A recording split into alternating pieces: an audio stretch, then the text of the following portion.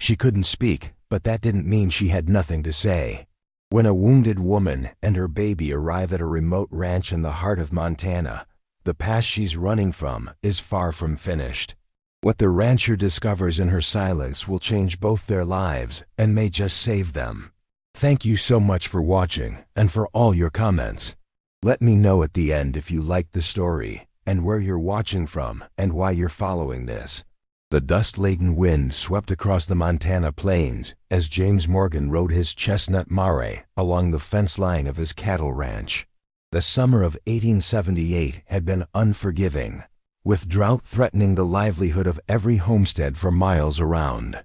James adjusted his worn leather hat, squinting against the harsh sunlight that beat down on his weathered face. At 42, he'd seen his share of hardship since establishing the Whispering Pines Ranch 15 years ago, after returning from the Civil War with nothing but determination and haunted memories. "Come on, Maple," he urged his horse, noticing a broken section of fence ahead. "Let's get this fixed before we lose any more cattle." As he dismounted and reached for his tools, a distant movement caught his eye. A wagon approached along the dirt road that bordered his property, moving erratically as if the driver was struggling to control the horses. James frowned, shielding his eyes to get a better look. The wagon swayed dangerously before coming to an abrupt halt about a quarter-mile away. "Something's not right," he muttered, swinging back onto Maple and urging her into a gallop. As he approached, he could see a man slumped over in the driver's seat, motionless. Blood soaked through his shirt. Behind him, huddled in the back of the wagon, was a young woman clutching a small bundle to her chest, her eyes wide with terror. "Ma'am, are you hurt?" James called out, slowing Maple as he approached. The woman didn't respond, only tightened her grip on the bundle. As James came closer, he realized it was a baby, no more than a few months old, sleeping despite the circumstances. "I'm James Morgan," he said, keeping his voice gentle. "My ranch is just over that rise. Let me help you." The woman stared at him with hollow eyes that spoke of unspeakable horrors. When James carefully examined the man, he found no pulse. A gunshot wound to the chest had ended his life, likely within the past hour. "Ma'am, I'm sorry, but he's gone." "Was he your husband?" The woman didn't speak, didn't nod, didn't shake her head. She simply stared, clutching her baby. "I need to get you and your little one to safety," James said, trying to keep his voice steady. "Night's coming, and it ain't safe out here." He helped her down from the wagon, noting how she moved mechanically, like someone sleepwalking. She couldn't have been more than 25, with dark hair partially escaped from its pins and a face that might have been beautiful before fear and grief had etched themselves upon it. "I'll come back for him," James promised, gesturing to the dead man. "But right now, you and the baby need shelter." The woman finally moved her gaze to his face, and James saw something flicker in her eyes, not trust, not yet, but perhaps the faintest recognition that he meant no harm. "Can you tell me your name?" he asked gently. Her lips parted, but no sound emerged. She touched her throat, frustration crossing her features. "It's all right," James assured her. "You don't need to speak. Let's just get you home first." As they rode back to the ranch James on Maple, the woman holding her baby and seated behind him, he felt her trembling against his back. Whatever had happened to her and her husband had left wounds deeper than any he could see. The ranch house came into view, a sturdy two-story structure of weathered wood with a wide porch and smoke curling from the stone chimney. As they approached, Martha, James's housekeeper, since his wife Sarah had passed 5 years ago, emerged from the front door. "James Morgan, what in heaven's name?" Martha's exclamation died on her lips as she took in the sight of the woman and baby. "Oh, my stars." "Martha, we need to prepare the guest room," James said as he helped the woman dismount. "And some warm food. She's been through something terrible." Martha, a robust woman in her 60s with silver-streaked hair and kind eyes, immediately took charge. "Come inside, dear. Let's get you and this little one settled." The woman followed docilely, her eyes downcast now, the baby stirring slightly in her arms. "I need to ride into town," James told Martha quietly. Her husband's been shot dead on the road to Pinecrest. Sheriff Bennett needs to know, and the body needs tending. Martha nodded gravely. We'll be fine here. This poor lamb needs quiet and care more than anything. James hesitated at the door, watching as Martha gently guided the silent woman toward the kitchen. Ask her name if you can, and anything else about what happened. I'll be back before nightfall.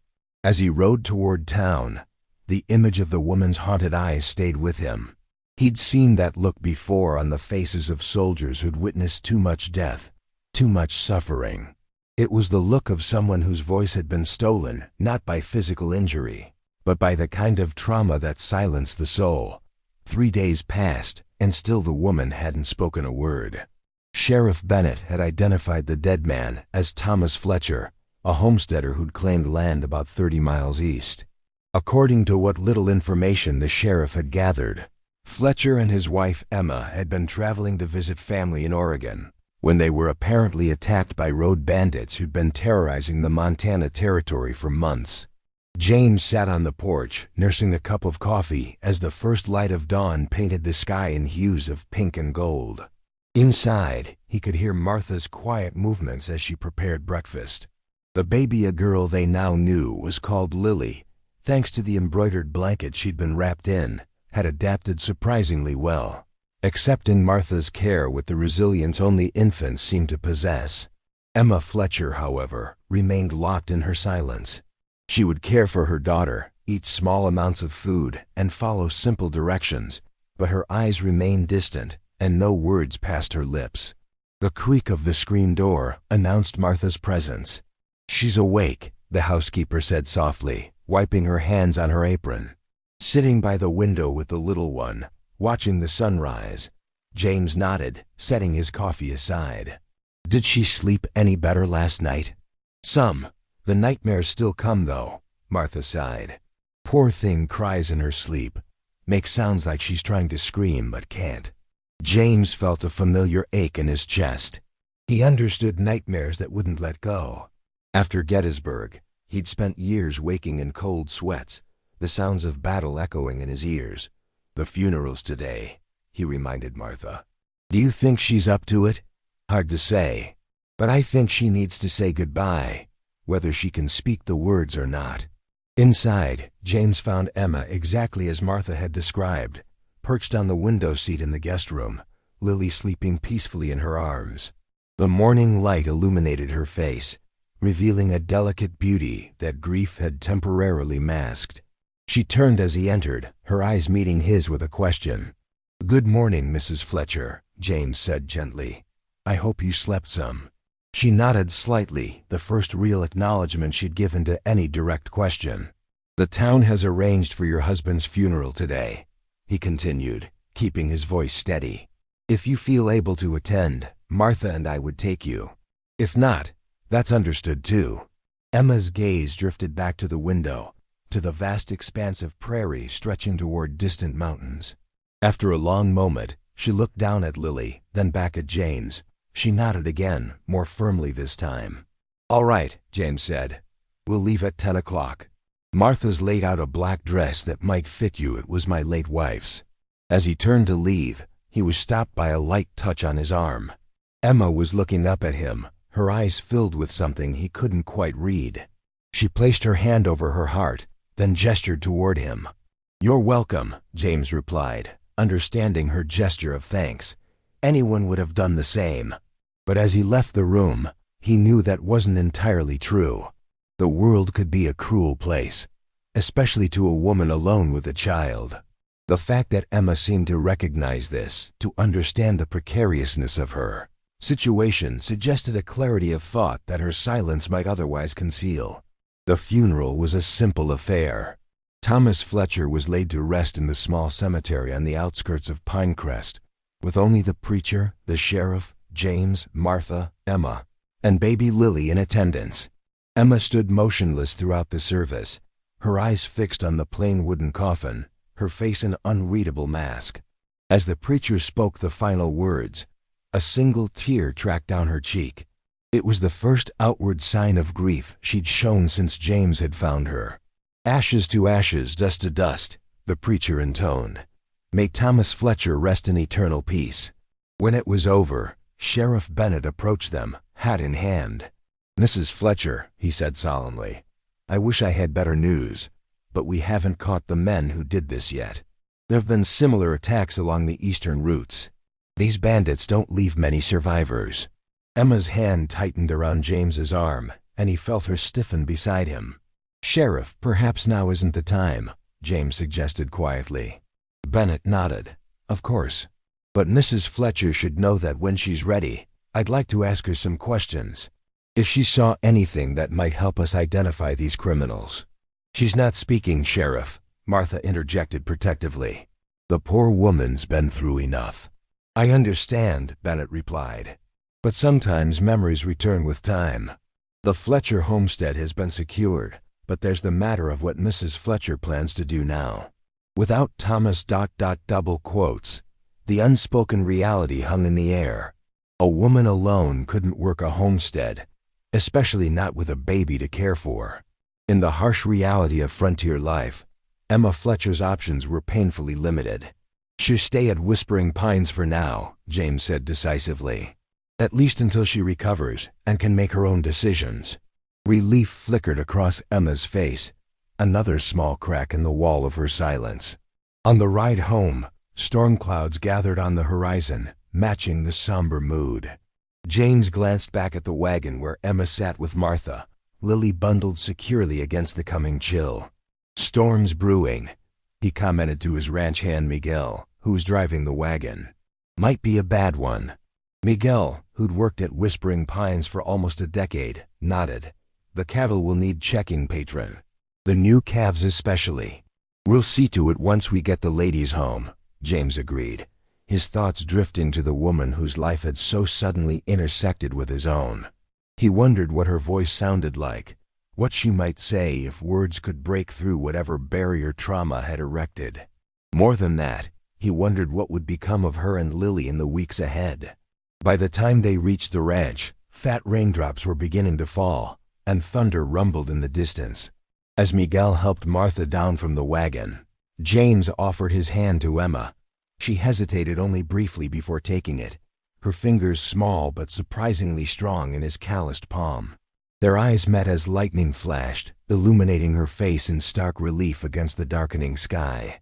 In that brief moment, James saw something flare in her gaze, a spark of fierce determination that transcended her silence, suggesting that somewhere beneath the trauma, Emma Fletcher was still fighting to find her way back to herself.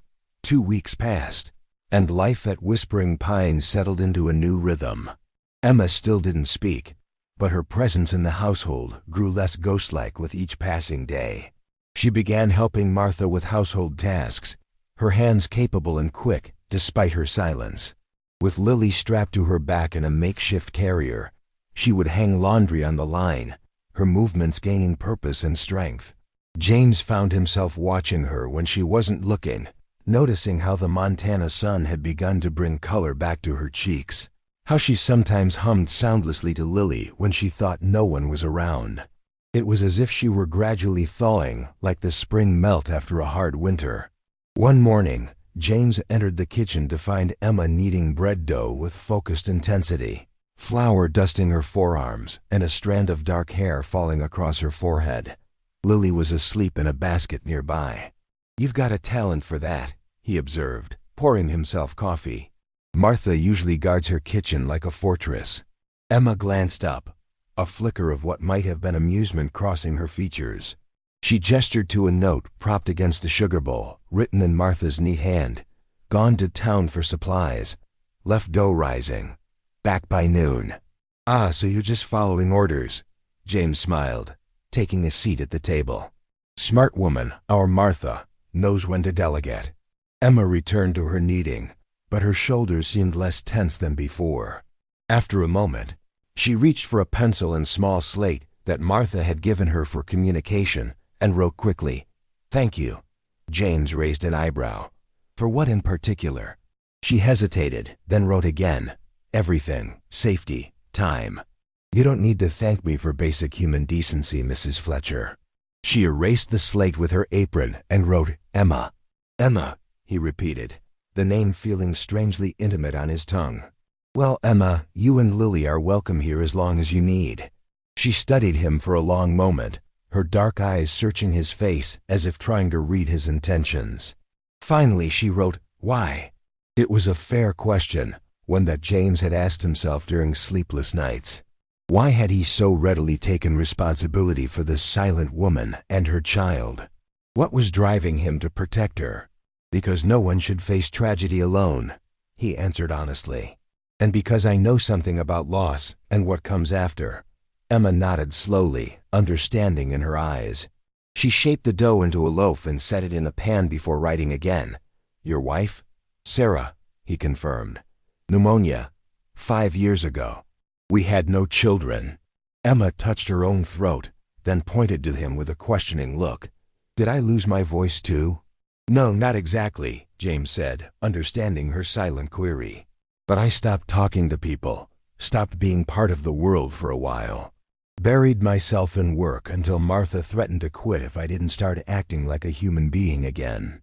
A ghost of a smile touched Emma's lips and she wrote, "She's formidable." James laughed. "That she is. Saved this ranch and probably my life more times than I care to admit." Emma's smile faded as she wrote, "Sheriff came yesterday." James straightened, concern immediate. "Bennett was here? What did he want?" "Information," she wrote, her hand trembling slightly. "About the attack. Did you?" James hesitated, not wanting to push her. "Were you able to tell him anything?" Emma's knuckles whitened around the pencil. Slowly, painstakingly, she wrote, 3 men, bandanas. One had a scar." She paused, then added, "I pretended to be mute. They left me for dead." The revelation hit James like a physical blow. "You've been able to speak all along?" She shook her head vehemently and wrote, "Could then. Can't now." She tapped her throat, then her temple, trying to explain. "I understand," James said quietly. "The trauma locked your voice away." Relief flooded her face at his comprehension. She nodded, then wrote, "When I try, nothing comes." "Does Bennett know this?" Emma shook her head and wrote, "Only you." The weight of her trust settled on James's shoulders. This woman, who had survived violence that had stolen not only her husband, but also her voice, had chosen to share her truth with him.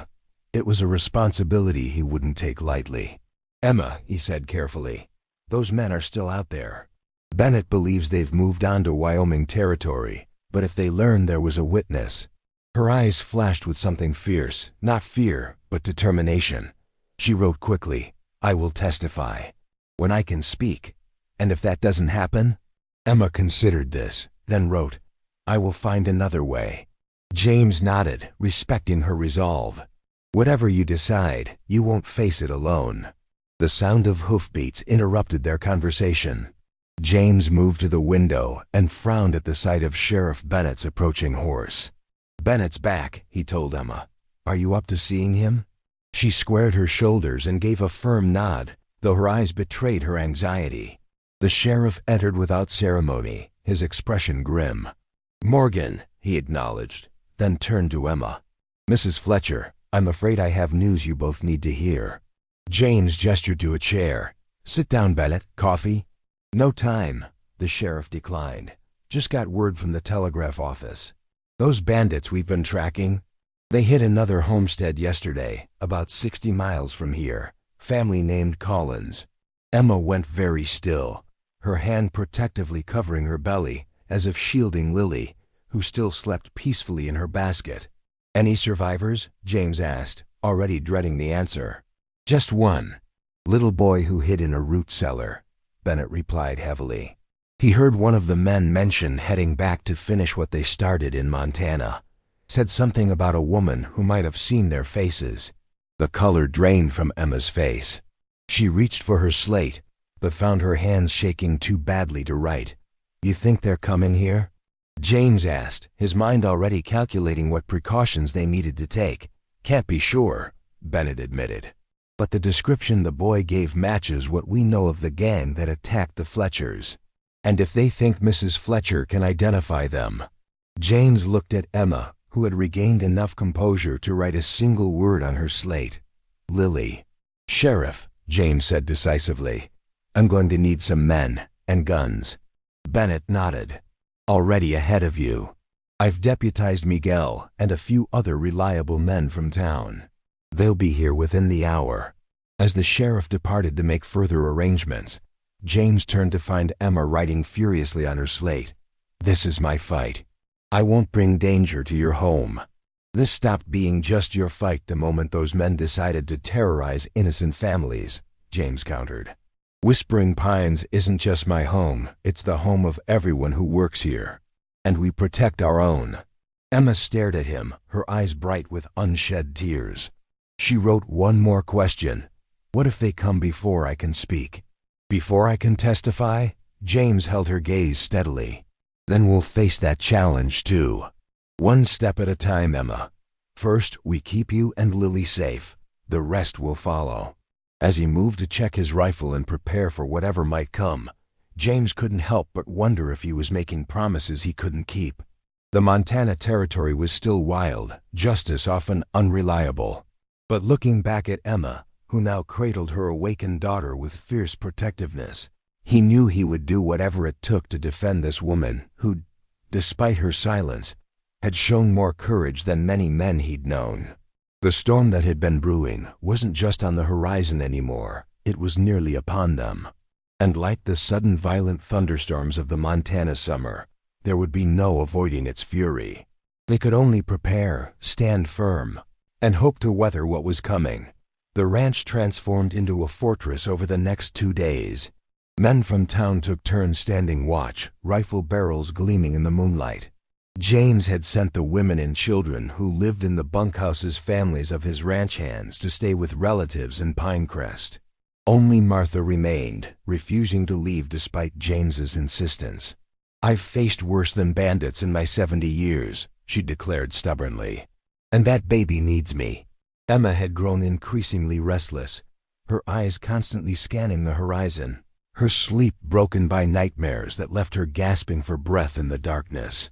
James had taken to sleeping in a chair outside her door, both for protection and to offer reassurance when the terrors came.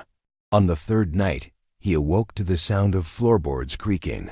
Opening his eyes, he found Emma standing before him in a nightgown and shawl, Lily nestled against her shoulder. Without a word, she handed him a note. Show me how to shoot. James rubbed his eyes, momentarily taken aback. Now? It's the middle of the night. She nodded emphatically, determination etched in every line of her face. All right, he conceded, rising from the chair. Let me check with the men on watch first. Then we'll go to the barn where we won't wake everyone. 20 minutes later, they stood in the lantern-lit barn, the smell of hay and horses surrounding them. Lily slept in a makeshift bed of blankets atop a pile of clean straw, while James showed Emma how to hold his Remington revolver. It's got a kick, he warned, guiding her hands into position. Brace yourself against it. And remember, you don't just point, you aim. Emma listened intently, her focus absolute as she absorbed every instruction. When James set up empty bottles at the far end of the barn, she squared her shoulders and took aim just as he'd shown her. The first shot went wide, the sound making her flinch despite the warning. The second shot clipped the edge of a bottle. By the 5th shot, she was hitting her target dead center, her hands steady and her eyes narrowed in concentration. You're a natural, James remarked, impressed. Where did you learn to focus like that? Emma set the gun down carefully before writing on her slate. My father taught me archery, same principles. Your father raised you well, James said. But I hope you never have to use this skill. She gave him a look that spoke volumes. They both knew hope might not be enough.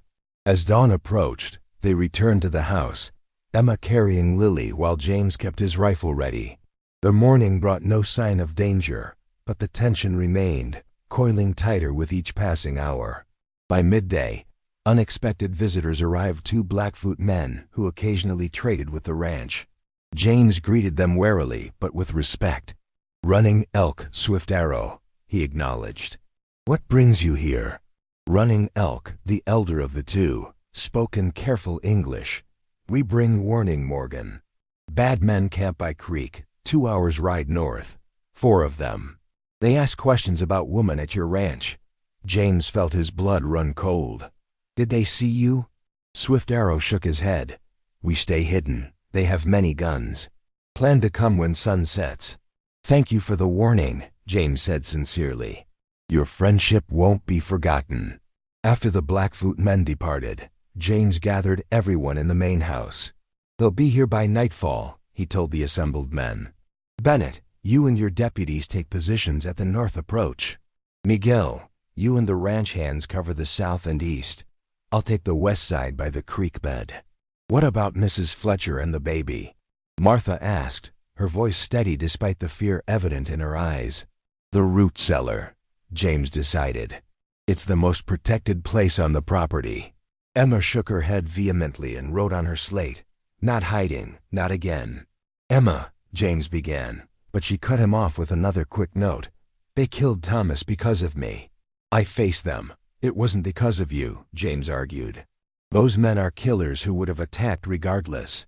Emma's eyes flashed as she wrote, "I need to see their faces for Thomas. For justice." James recognized the look of someone whose mind was made up. "All right," he conceded reluctantly. "But you stay in the house, away from windows, with Martha and Lily in the cellar. I'm not negotiating on that." As twilight approached, an unnatural quiet settled over the ranch. James positioned himself behind a water trough with a clear view of the main approach, his Winchester repeating rifle loaded and ready. The minutes stretched into an hour, tension building with every distant sound. The attack, when it came, was from an unexpected direction. A shot rang out from the tree line to the northwest, followed by a shout of pain from one of Bennett's deputies. Almost simultaneously, horses burst from the eastern shadows, a diversion meant to split their attention. "It's a trap!" James shouted, firing at the nearest rider. "They're coming from both sides!" Gunfire erupted across the property, the flash of muzzles illuminating the gathering darkness. James caught glimpses of 4 riders circling, firing, then disappearing into the shadows. These were no ordinary bandits. They moved with military precision. A bullet splintered the wood inches from James's head. He ducked, rolled to a better position, and returned fire. In the chaos, he saw one of the attackers fall from his horse, clutching his shoulder. "Morgan!" Bennett's voice carried from the north side. "Two heading for the house." Cold fear gripped James's heart. He sprinted toward the main house, seeing 2 men dismounting at the rear entrance where the kitchen door would provide easier access than the fortified front. Inside, Emma heard the commotion and made a split-second decision. Ensuring that Martha and Lily were secure in the root cellar, she grabbed the loaded Remington from its hiding place and positioned herself in the shadows of the kitchen. Her heart hammered against her ribs, but her hands remained steady as she remembered James's instructions. "Breathe, aim, squeeze." The door splintered inward. A man entered cautiously, gun drawn. In the dim light, Emma could make out a scarred face, the same face that had leered down at her as Thomas lay dying in the dirt, the face that had pronounced her as good as dead anyway. The recognition was mutual. The man's eyes widened in shock. "You," he snarled. "The mute woman. Boys, she's in here." Something broke inside Emma at that moment, a dam holding back not just her voice, but her rage, her grief, her will to survive. As the man raised his gun, she stepped from the shadows. "I am not mute," she said, her voice raspy from disuse but clear with purpose. "And you murdered my husband." The sound of her own voice startled her as much as it did the intruder, whose moment of confusion cost him dearly. Emma fired, the bullet striking him squarely in the chest. He staggered backward, collapsing against his companion who was just entering. Outside, James heard the shot from within the house and redoubled his speed. Bursting through the front door, rifle ready, he was met with a scene he would never forget. Emma standing tall, the Remington still raised, 2 men motionless on the kitchen floor, and her voice clear and strong calling out, "James! I'm all right." The remaining bandits, realizing their advantage was lost, attempted to flee but were quickly apprehended by Bennett and his men. By dawn, the threat was over, though the ranch bore the scars of battle bullet holes in buildings, bloodstains on the earth, and the weight of violence hanging in the air. In the aftermath, Emma sat on the porch steps, a blanket around her shoulders, watching the sunrise paint the mountains gold. James settled beside her, his own exhaustion evident in the slump of his shoulders. "You found your voice," he said simply. "It found me," Emma replied, the words still feeling strange on her tongue, "when I needed it most." "You saved yourself," James acknowledged, "and probably the rest of us too." She turned to look at him, her eyes clearer than he'd ever seen them. "Not just myself," she corrected. "I had something worth fighting for, Lily. Justice." She hesitated. "A future." From inside the house came the sound of Lily's morning cries, followed by Martha's soothing tones. Life continuing, persisting despite all attempts to extinguish it. "What happens now?" James asked. "You'll testify at their trial, I imagine." "Yes," Emma said firmly. "I'll tell everything I saw, everything I remember. But after that. She gazed out at the vast Montana landscape, at the ranch that had become her sanctuary. "I don't know. The homestead without Thomas." "You could stay," James suggested, the words escaping before he could consider them fully. "Whispering Pines has room enough. Lily could grow up with space to run, with horses and cattle and ... double quotes." "And you?" Emma asked softly. James met her gaze steadily. "I'm not asking for anything, Emma. Just offering a place where you both would be safe, where you could heal completely, where your voice would always be heard." Emma was quiet for a long moment, watching the light strengthen across the land. When she finally spoke, her voice was stronger than before, as if each word helped reclaim a part of herself that had been lost. "Thomas and I came west for a new beginning," she said. "That dream didn't die with him. It just ... changed shape." She looked at James, a tentative smile touching her lips. "I think Lily and I might like to see what shape it takes here." In the distance, a meadowlark began its morning song, clear and vibrant against the vast Montana sky. Emma closed her eyes briefly, listening to the sound with newfound appreciation, not just for the bird's song, but for her own voice, reclaimed from the silence of trauma, ready to speak her truth and shape her future with words that were finally rightfully hers again.